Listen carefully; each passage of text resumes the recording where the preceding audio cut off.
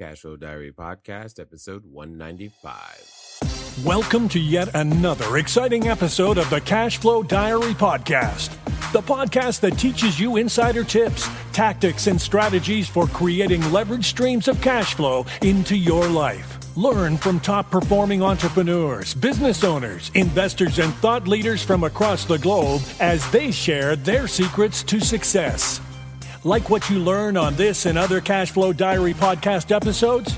Go to learninvestingnow.com and sign up to receive powerful tips and information that will help you succeed as an entrepreneur and investor.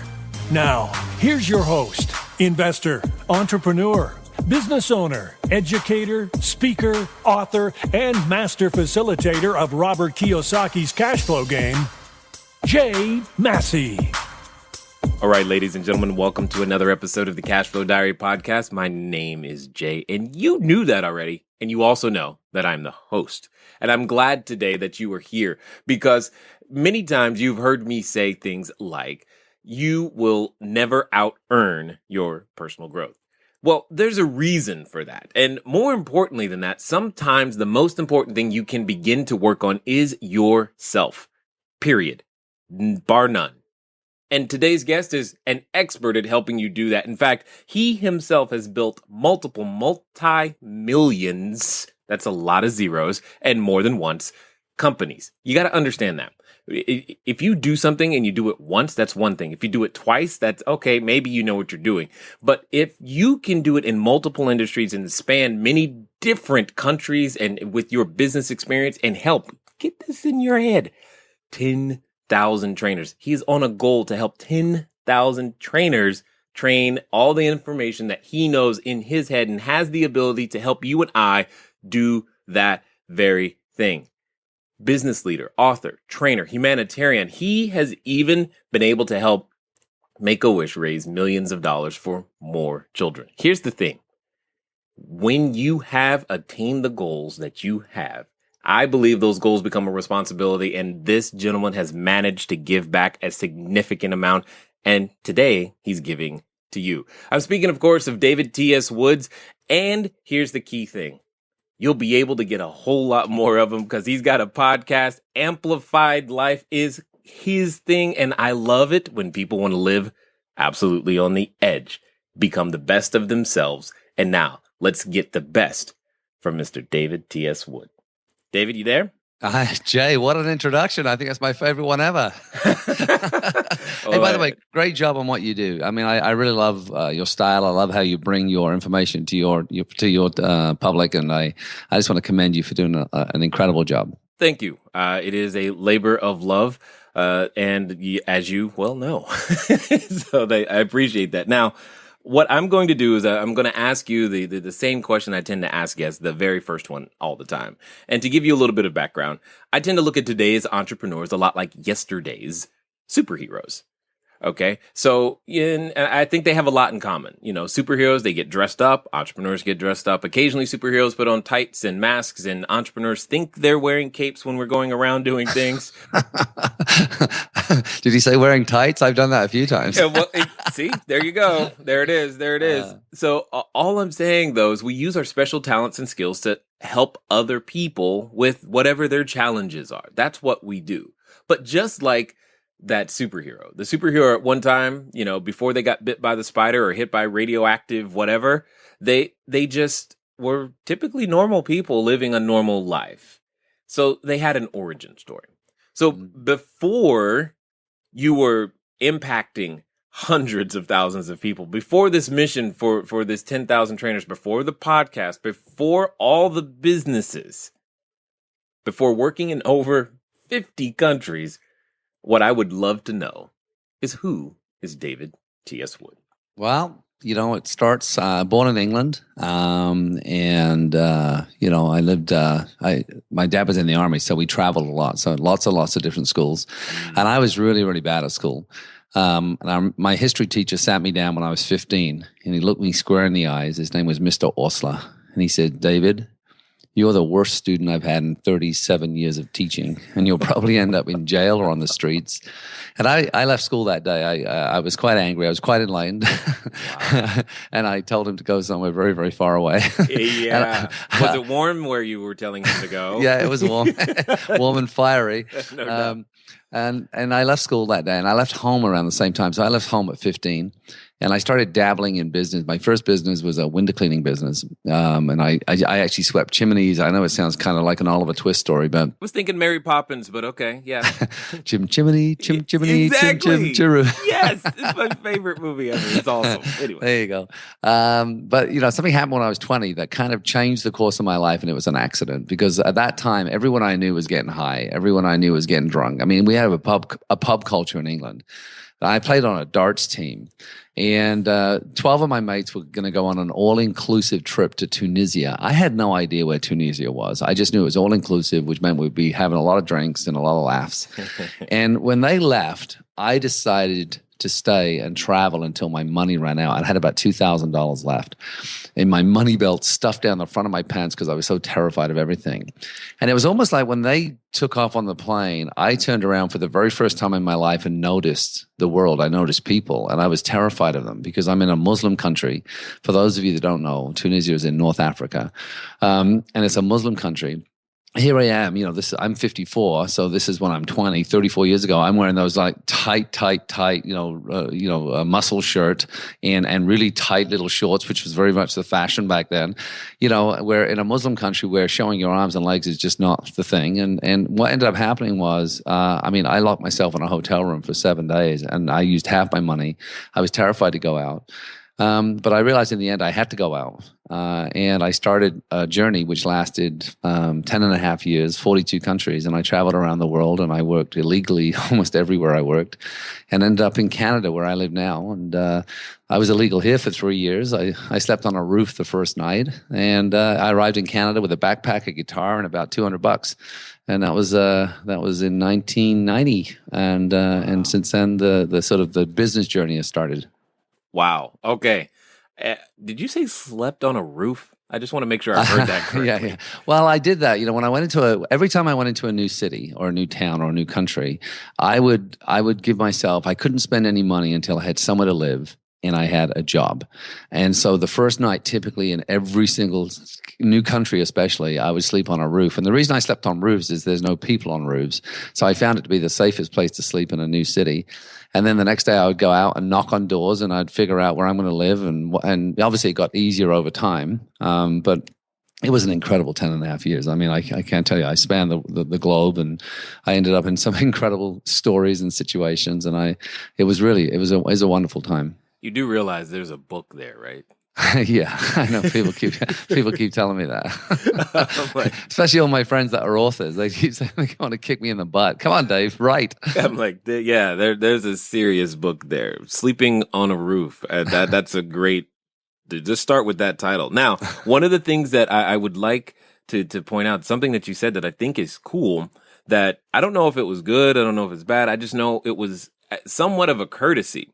Oftentimes we can deceive ourselves into thinking, like I know for myself, many people that I've run into went on to college, went on to, post grad and many other types of further education, only to find out that they really weren't doing it for them, or probably should have never been there in the first place. I to some degree, I wonder, do you think your teacher now did you a favor by telling you that you were a horrible student? Yeah, I mean, but the thing is, I was a horrible student, and the truth is, I did end up on the streets at times, and I did end up in jail a couple of times, right? So, I mean, I was going down a bad road, because at that point, like I said, most of the people I knew were getting high and they were getting drunk, and that's the only world I knew, And there's a great philosophy that you become the sum of the 5 people you spend the most time with, and as far as I was concerned back then, that was the whole world. The world that existed around me was the only one I knew. And I was being influenced by that world. And when I said the accidental change, when I left that environment, what I didn't realize was that accidentally, I started hanging around people who were interested in the world, people who were interested in culture, people who were interested in languages, and because they were travelers. And those travelers had lives, and those lives had, sometimes were incredibly inspirational, or were like me, they were a little bit lost, kind of finding their way. And so accidentally, I left an environment that was toxic, and I found myself in an environment in the end that was incredibly empowering. And that often is for a lot of entrepreneurs. You got to look around you and say, one of the first changes I always like to say with people is, environment is stronger than willpower. And so, if we do a little summary right now of the people you spend the most time with. And a good indicator is this: if you're around people and when they leave you, you're in a conversation with you, hang out with them, you feel smaller than, you feel less than, you feel like, your life isn't, you don't see your own greatness when you're around people, then sometimes they're the wrong people. And it's one of the hardest things to do is divorce yourself from friends and get new friends. But sometimes it's the first thing you need to do is to clean house and start hanging around with people that want things that you want. Indeed. Just an interesting question, though. Now, I'm assuming you speak at least one other language? A couple, yeah. I was going to say all this traveling. It'd be interesting. Now, you bring up the concept of spending time with, the five most individuals and being influenced. We talk about the concept of eustress a lot here, and I like that different differentiator in a sense, and thinking about the positive sides of peer pressure and hanging around the right types of individuals. With that being the case, I guess what was the transformational moment? Because see, there's a moment in every superhero's journey where they realize, oh, I have a skill. Oh, I have a gift, and I've got to go share it with people. What was that for you? Well, it's actually going to sound really negative in the beginning, but it turned out to be, again, like most negative things that occur, whether it's months or years later, you look back and say, I'm so glad that happened. But I was asked to MC a wedding, and it was in a small town. All my friends were there. I'd never been on stage. I wasn't a stage guy or anything. I was an entrepreneur. I was growing businesses. And I emceed this wedding, and I completely messed it up. I'm talking about to the point where the groom's side of the family, and remember, most of my friends were in that room because it was for my best friend's sister. So a lot of we had the same friends.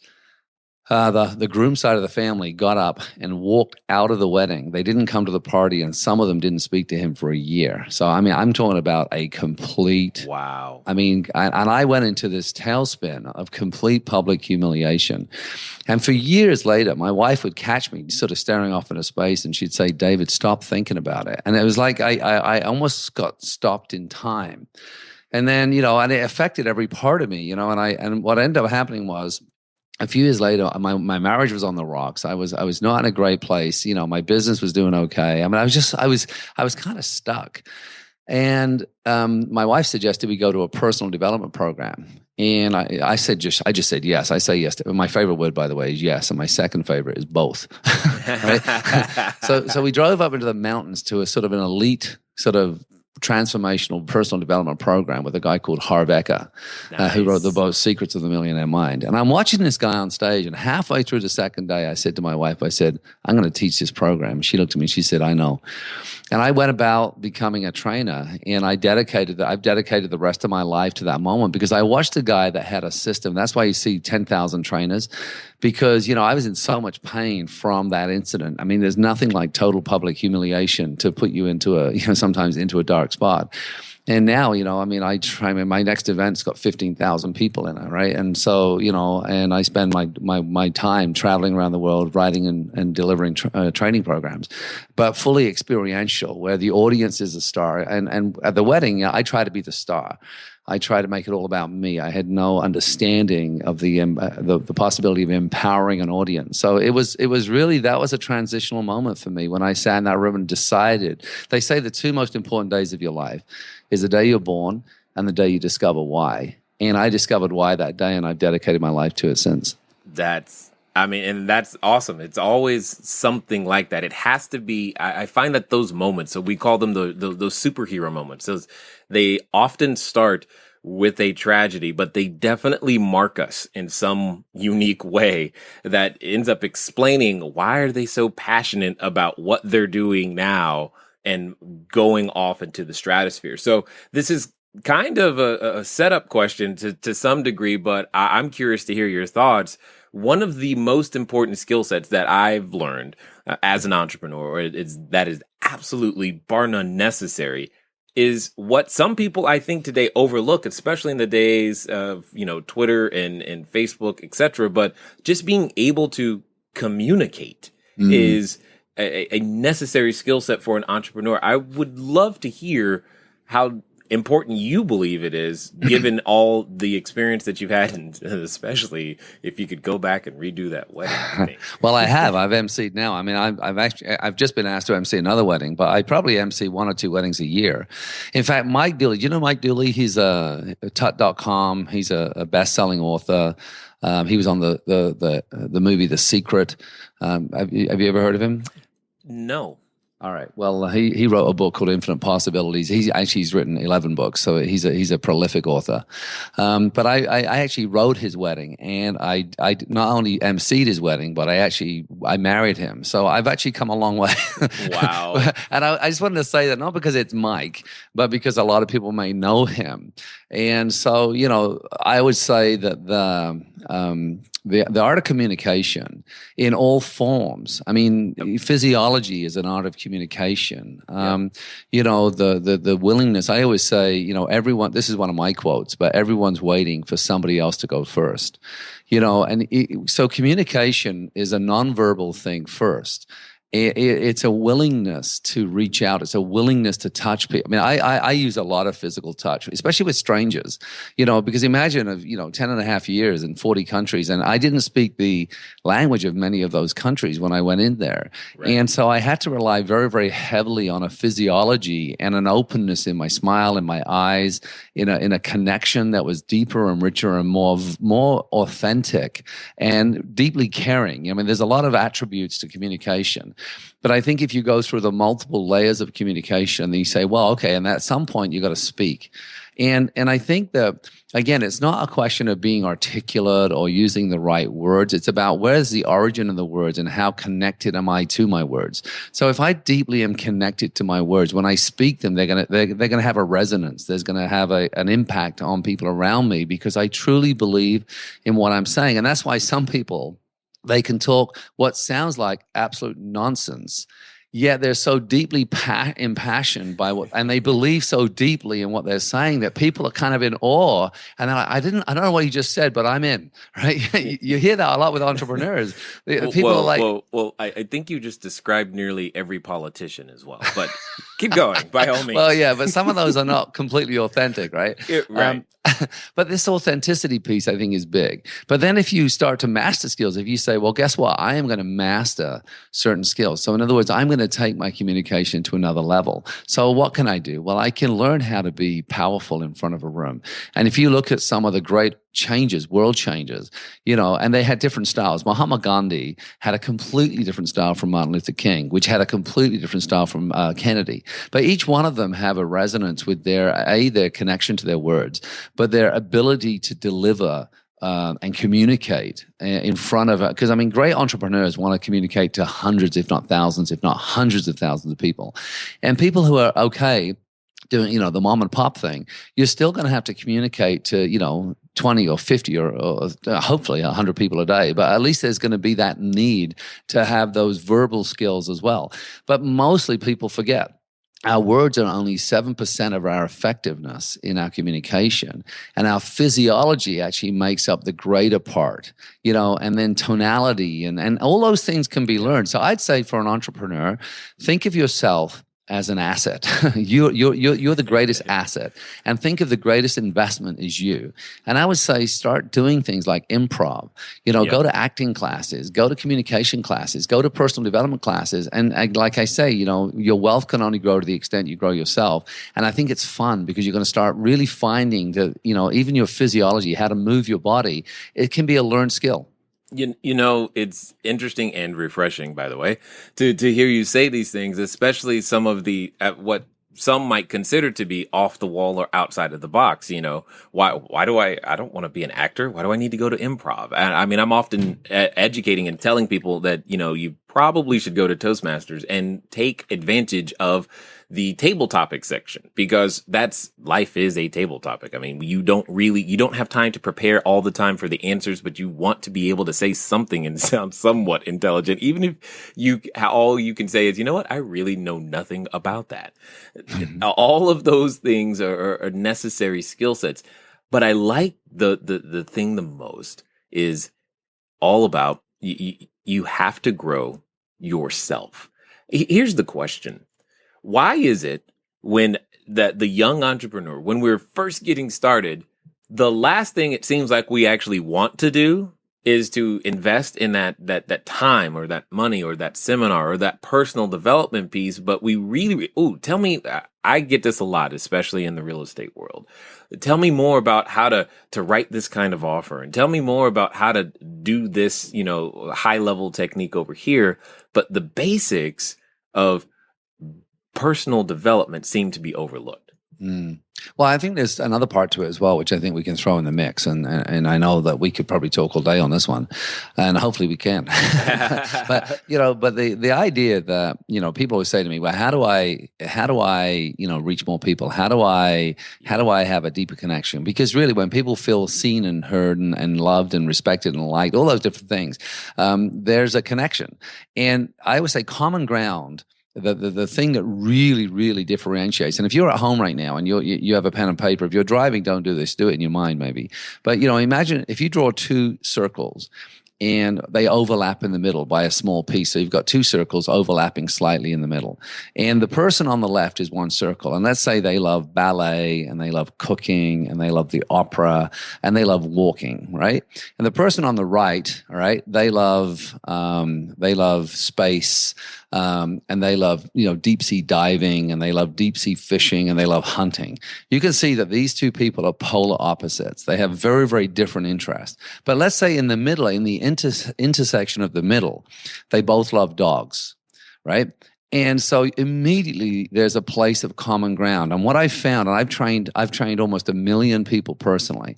And what I found is when I do this exercise where I'll ask people to just turn to each other and find what they have in common, that it only takes a matter of seconds before they can find something they have in common. And I'll challenge them. I'll say 5 things you have in common. Go. And I'll only give them 90 seconds. And as soon as they find common ground, the energy in the room will ignite. The connection between people, they'll say things to me. They'll say, I feel connected. I feel safe. I feel alive. I feel like I really like this person. And yet they've only been speaking for 90 seconds, 2 strangers speaking.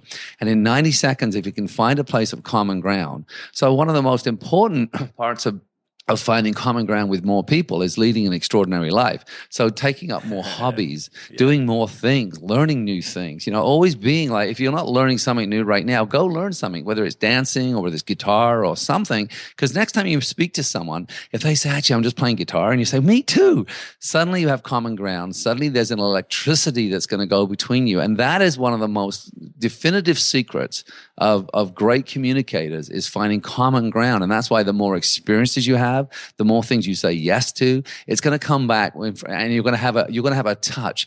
And people are great orators. People will feel connected to them because of their life story.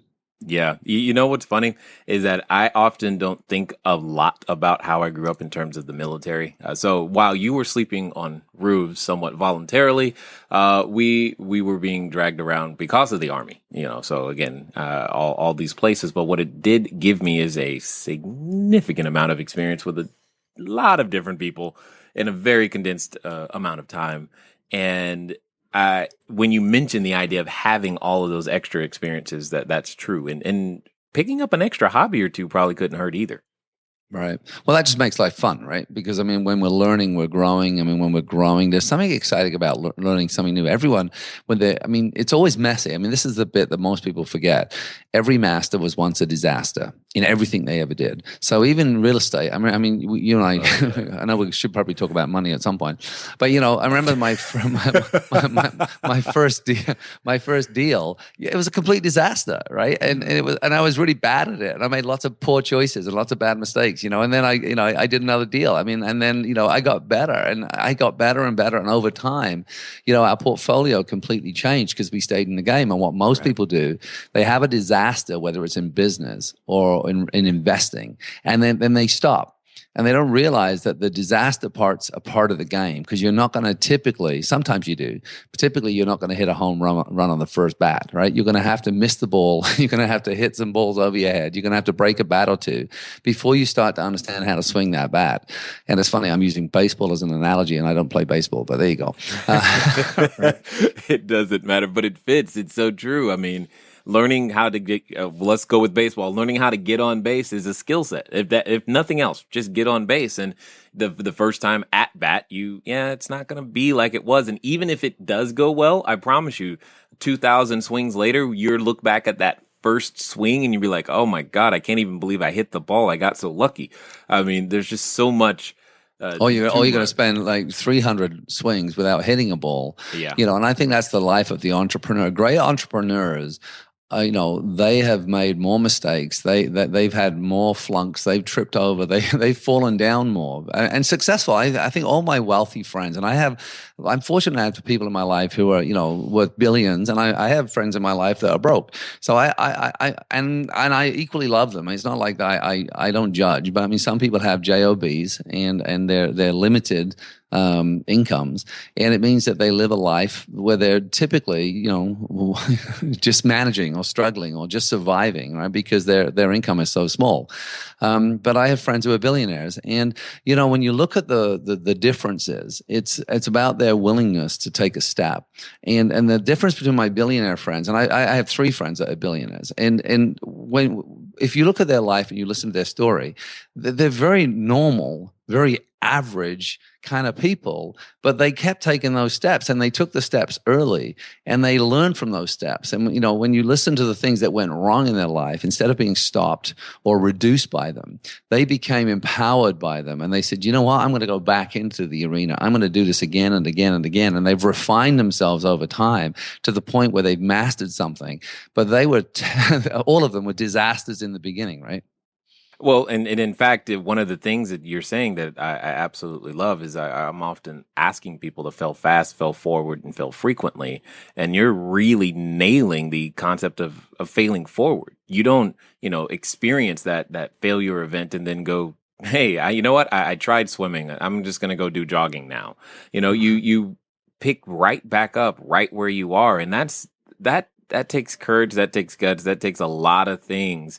So I guess, if you were that entrepreneur right now, you're going about learning to become, more than what you currently are. Because I'm sure I get the question a lot, Jay, can I do this? And I often tell people, no, you can't. The version of you that is standing in front of me is not capable. You must become more than the one that's standing in front of me right now in order to get to become the person that you could actually execute on this dream.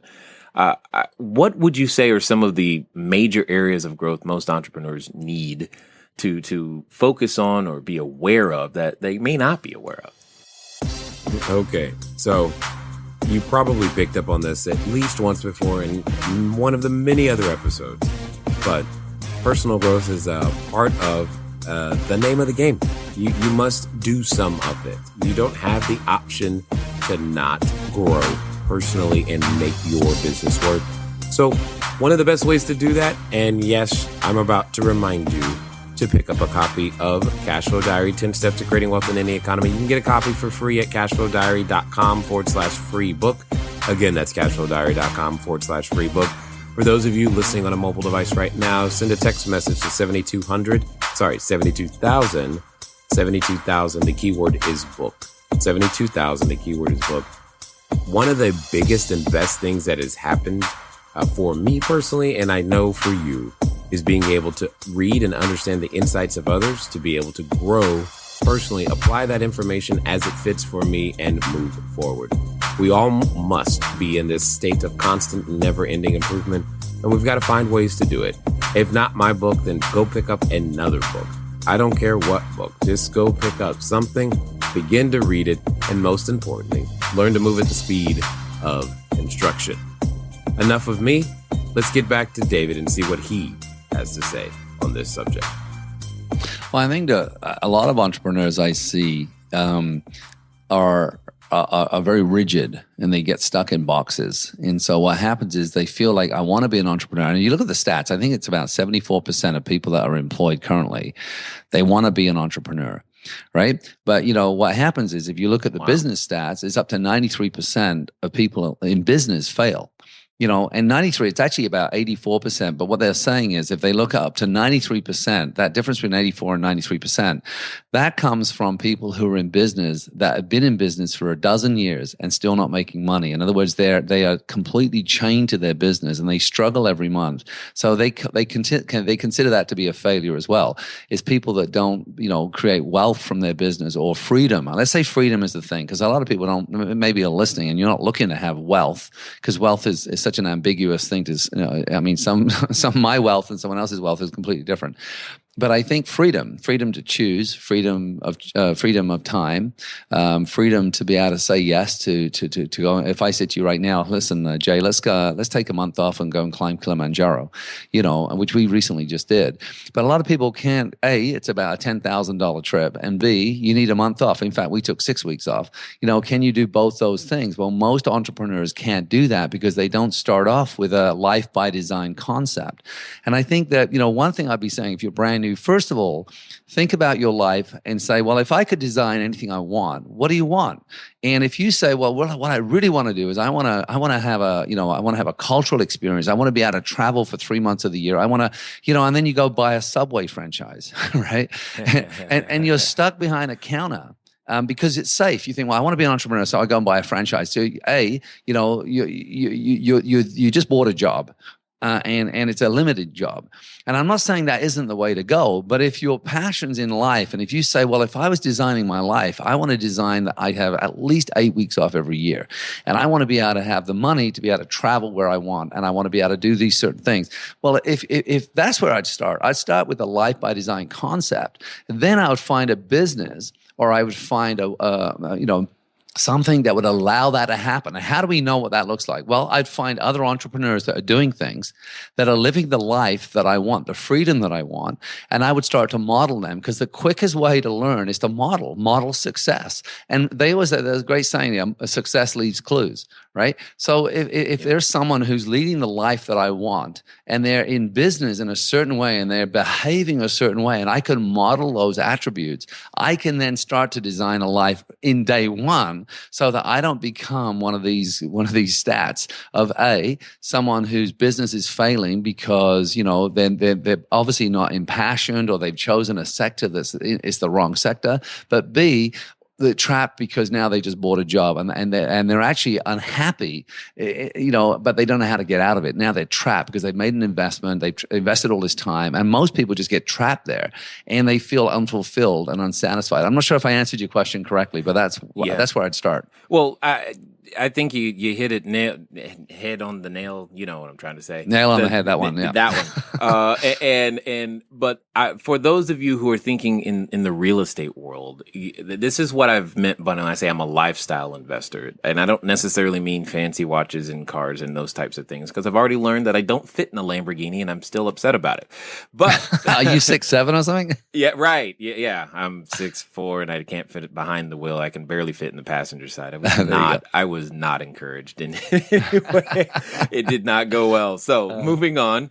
But this is also why the real estate business. So for your real estate business, do this by design. What does that mean? That means, if you're going to do the single family house thing, don't do a single family house. Or if you do, be prepared to have property management in place so that you can still maintain your time freedom. Have 100 houses, not just one.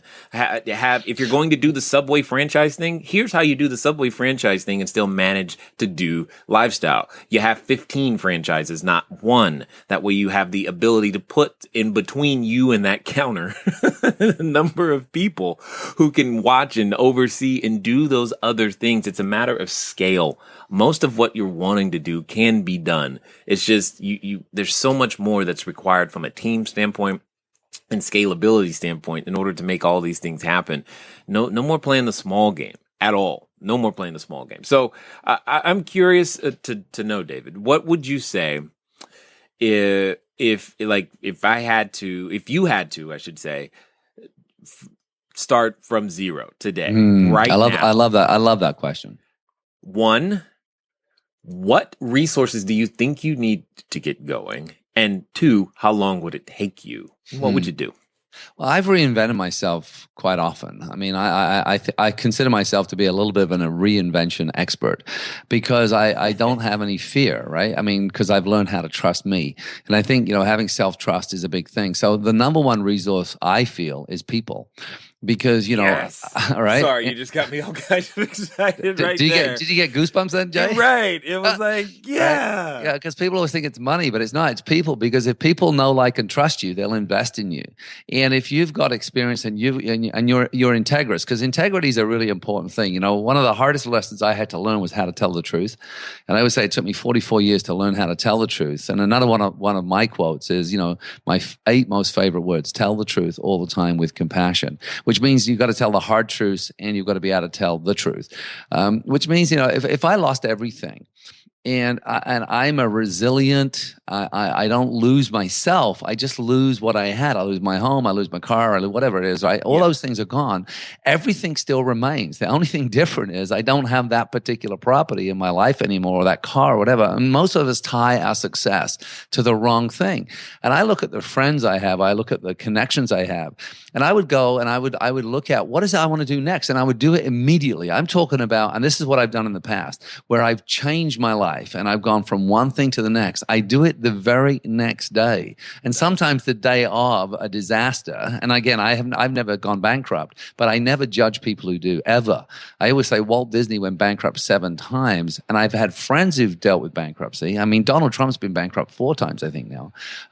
But the idea, though, is that the resource we really have is people, and people who believe in us and believe in what we want to create is go and partner with someone who has the money, who has the an equal, and light them up and allow them, and then allow them to see something that you want to create. And I always find that that's the easiest thing, Jay, is to sometimes, it's like having a fire. I mean, people who've lost everything in a fire. A friend of mine, Rick, he lost his home, and it was in a wildfire, a forest fire, and it spread, and it took about 230 homes out from our city. And I remember I was there with him the day he found out his home was completely gone. And I looked at him and I said, Rick, I'm going to make a prediction that one day you're going to phone me and say, Dave, that was the best thing that ever happened in my life. And I saw him about a year later. You know what he said to me? He said, Dave, that was the best thing that ever happened in my life. Because he said, guess what? We got to redesign our new house. We put a pool in it, and the insurance was really awesome. He says, all the clothes I never wore were gone. All the crap. Yeah, I lost some photographs.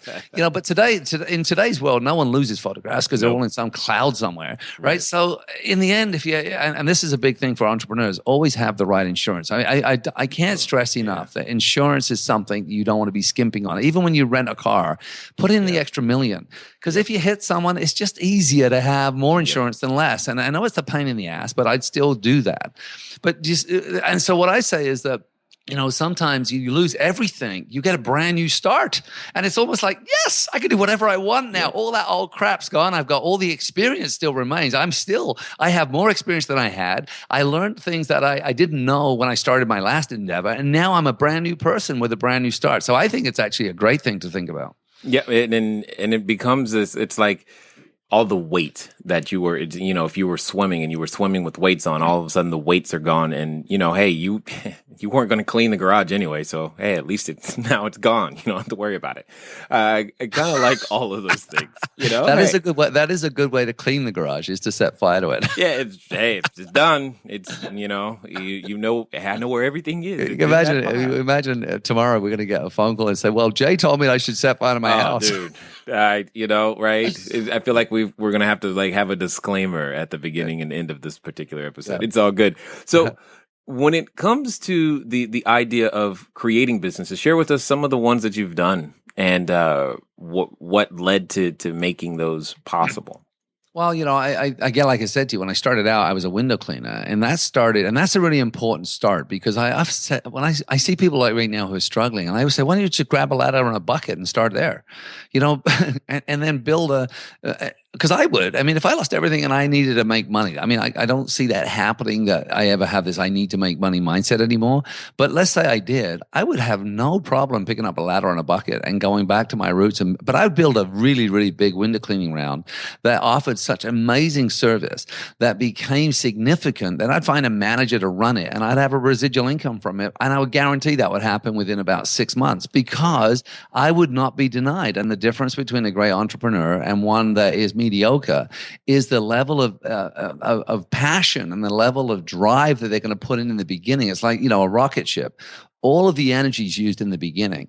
So when I start something, I go so hard and so fast. And it's like, you're not sleeping much. But I also have an end game. I'm thinking, well, how soon before I can hand over this thing I'm building to somebody else so I can then claim my freedom again? So I don't go into it, I'm going to go clean windows. I'm thinking, all right, I'm going to build the best freaking window cleaning company that this city's ever seen.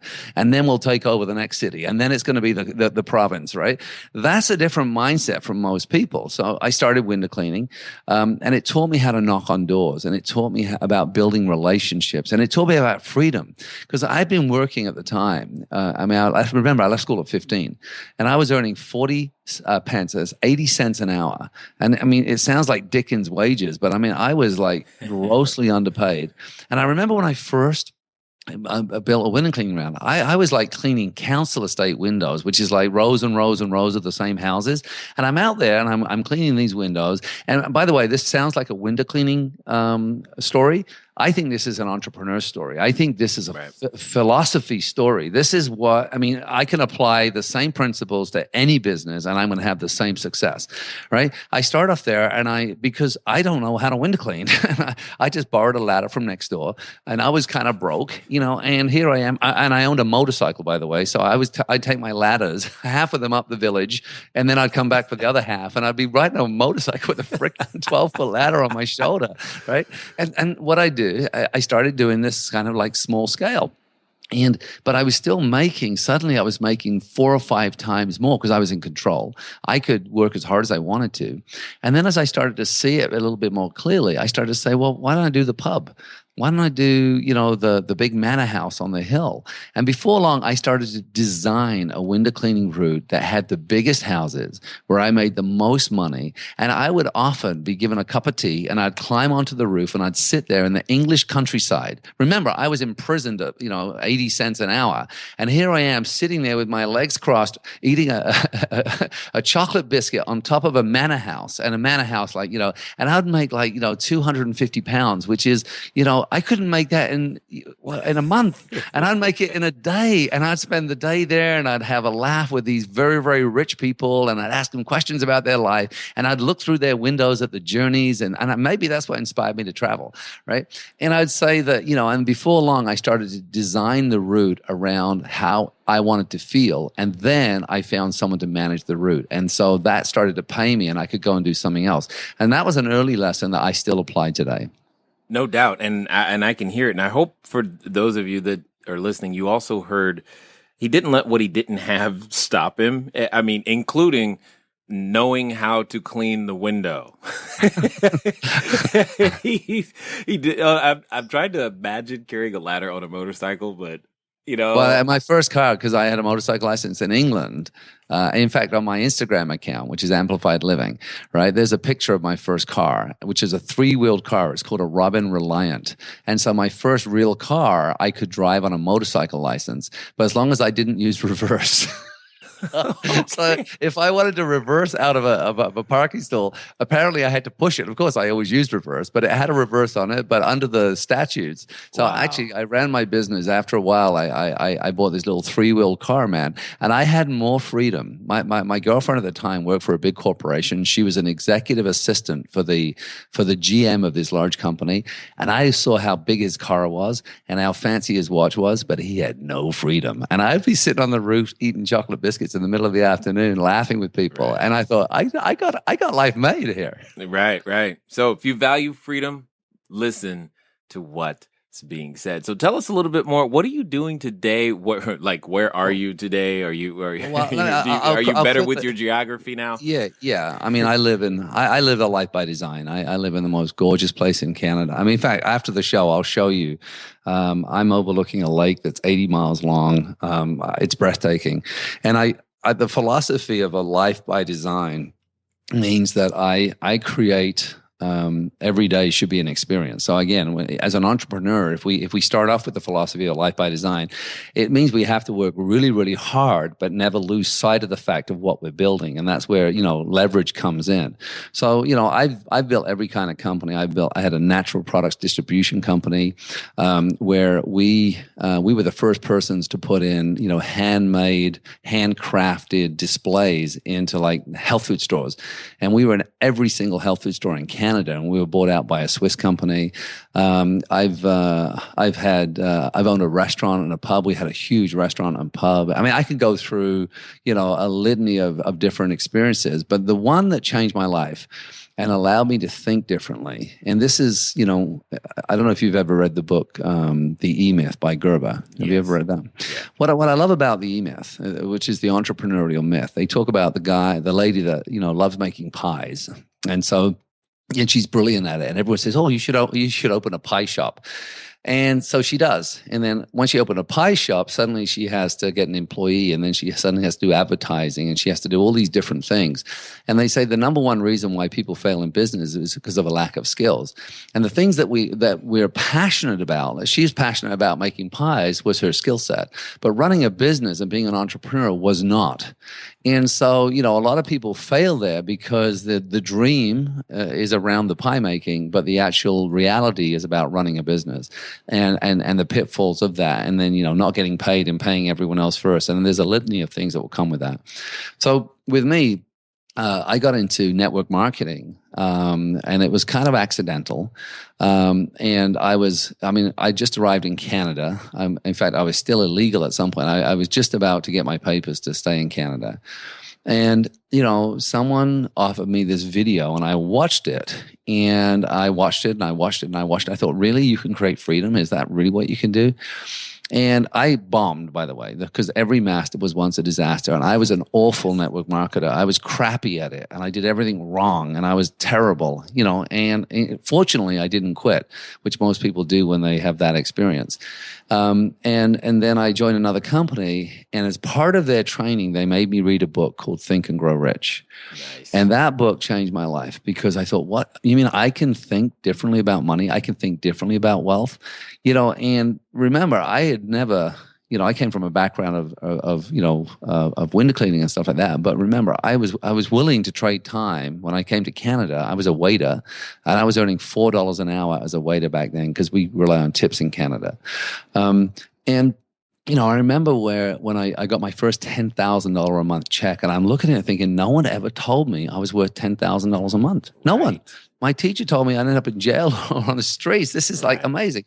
And then I remember, making $100,000 a month and $200,000 a month. And, I've had $1 million day now.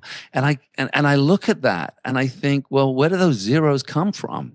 How do I add a zero to my, and it's this, the philosophies that we're talking about. And network marketing allowed me to understand leverage and the difference between residual income and working income, and the difference between passive, residual, and working. So what I do is I understand there's times I have to have working income, but I focus my energies on creating residual and passive income streams. So my real estate business, which we have, we own a lot of strip malls.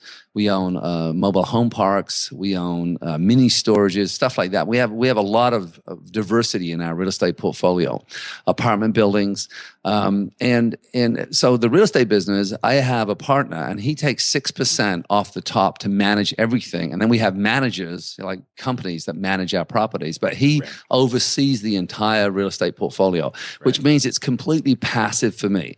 The only thing I do is I get involved in the investing. I love the negotiations. I like the buying part.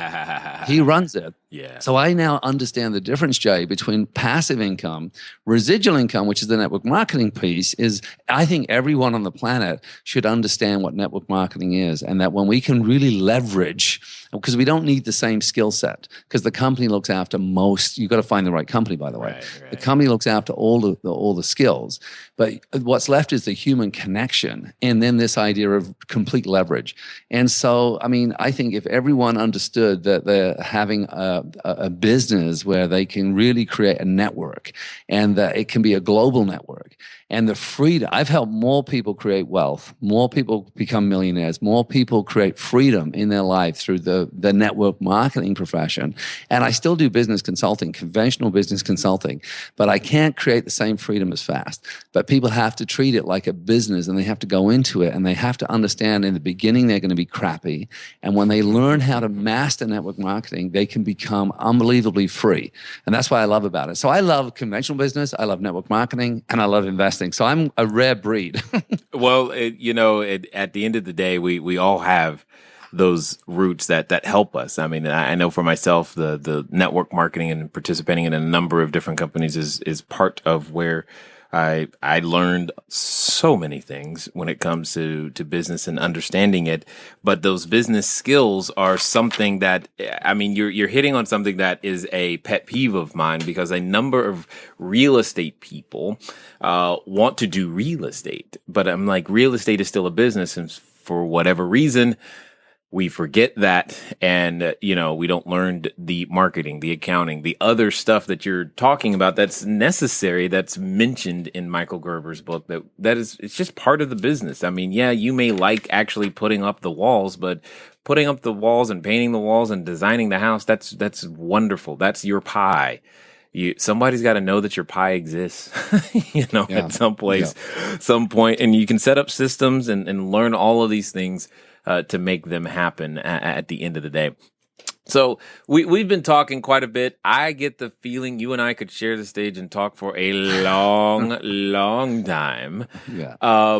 So with that being said, though, I'm guessing that there's more than one individual listening right now who wants to find out more of what you're up to, what Amplified Living is, all this other stuff. Tell us a little bit about that and how we can track you down. Well, my company is Amplified Living, and under that umbrella, we have different things we do. Recently we did an Amplified Leadership event, one in Vegas and one on the Gold Coast. And we had like John Maxwell and Robin Sharma and Lisa Nichols and Jack Canfield, and we bring in some of the best minds in a particular area. And unfortunately, some of these guys are real close friends of mine. So that kind of stuff I do. I do events around the world, sometimes adventure, Amplified Island Adventure. I have a little resort down in Belize. We own a private island there, and we take people down there and we create adventures. But if someone wants to listen to my show, it's called Crank It Up. It's on iTunes. And I also have another show called Amplified Network Marketing. But that's a great way to sort of find us. And amplifiedliving.com is our website. And it's just come and play, it's just one of those things, where if you want to, or actually, Facebook is AMPD Living, Amped Living. I just say come along. And, I always say that if you find someone that suits, if you like the message, if it's the message that you resonate with, come along. And if it's not, maybe there's a resource we can help you with, because not everyone resonates with everyone, Jay. But I think your style and my style are very different, are very similar, and we have a very similar philosophy. So I think that there's a mutual. In fact, I'd like to invite you on my show. I think that our audience could learn a lot from you. So I'd like to extend that invite to you as well. Yeah, consider it accepted. I definitely appreciate that. So as we close down here, I got to ask this question. Let's pretend for a moment that there's someone listening. They're standing in front of the superhero outfit store right now. They're thinking, I want to get dressed up. I want to be this, entrepreneur. But in the back of their head, they have that voice. And you're familiar with that voice. You've since tamed it. You know how to manage and work around it and with it, etc. And it never goes away, everyone. It never goes away. That's what I was here to say. It doesn't.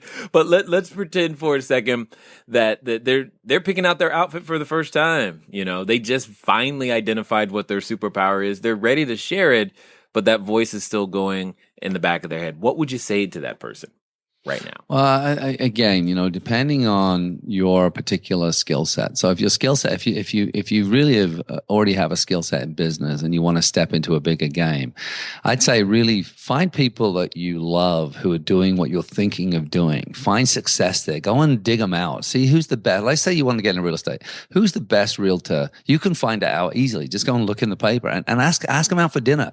Pretend to buy a house from them. Hang out with them. And I would say set an intention. It's very, very interesting. Quite often I've set intentions to get to know people and become friends with people. And that's a different thing, to become close to people.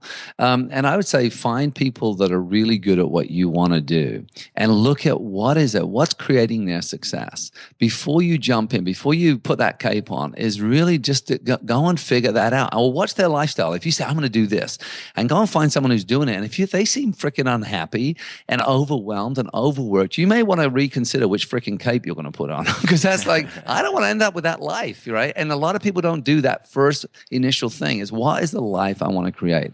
If you lack the skills, I would say network marketing is probably the most powerful force in the universe. It's created freedom for me, financial freedom in every level, but it's freedom. I mean, all the people I work with, when they first come in, they're all bad at it. And I mean, my show, Amplified Network Marketing, may be a resource to even listen to figure out why the modern network marketing industry and profession, I call it a profession, is such an option. Because then what happens is you're surrounded by people whose job, every day I wake up, I have to say, who am I going to help today succeed? My only success can come from the success of others. It's a very different philosophy, and I'm willing to teach anyone everything I know. And that's a very different thing as well, because in conventional business, if I own a business, I'm not going to tell my competitors exactly what I do. I'm going to try and keep a few cards hidden, and I want to keep some secrets. But in network marketing, there are no secrets. So I'd say it's a really and then you're surrounded by a culture of like-minded people. You remember what I said? You become the sum of the 5 people you spend the most time with. Right. And I've just had so much success, and I'm so impassioned by this profession. Again, once you find the right company, and I'm not going to tell you which company to choose, although I do feel I know the best companies, but I think it's one of those things is it's just a profession where it's surrounded by people who are impassioned. They see the world as their playground. The freedom is the number one thing to create, and they understand that it's going to be hard in the beginning. So you need to give yourself, I always say, come in with a 10-year mindset, and within 3 years we can replace an income and get you free, the first step. But then within 10 years you'll be leading a life that you never thought was possible.